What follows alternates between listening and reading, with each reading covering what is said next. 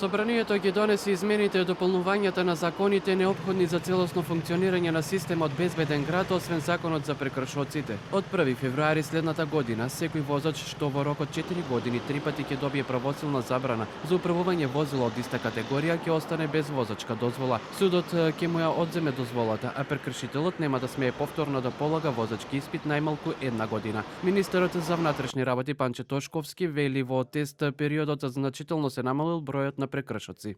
Никој нема да биде изземен во рамки на Safe City како систем, секако дека одредени возила имаат потреба да постапуваат согласно ургентни ситуации, како што се полициски возила при превземање на действија, возила на медицинска помош при превземање на действија, пожарна при превземање на действија и така натаму.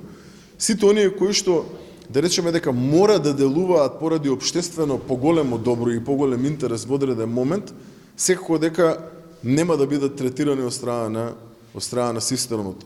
Освен во метрополата од февруари ќе се казнува во Куманово, Тетово и долж коридорите 8 и 10. Safe City треба да биде воведен во целата држава до крајот на 2026. Прва фаза на имплементација на овој проект е Скопје, Куманово, Тетово.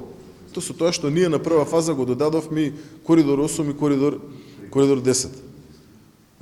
И тоа треба да го завршиме и ќе го завршиме заклучно со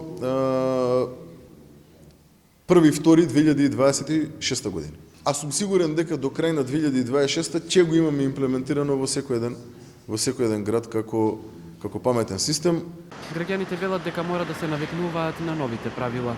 Мислам дека како безбедност тоа е добро, супер, така. Нема да има многу прекршоци, нема да има сообраќајки, секој биде како што треба. Треба да се среди, пошто од тоа што не е средено, затоа и ќерка ми погина у сообраќајка. Па сметам дека е добар, да. Пошто премногу брзо се вози некако низ градот, така да мислам дека ќе биде успешен.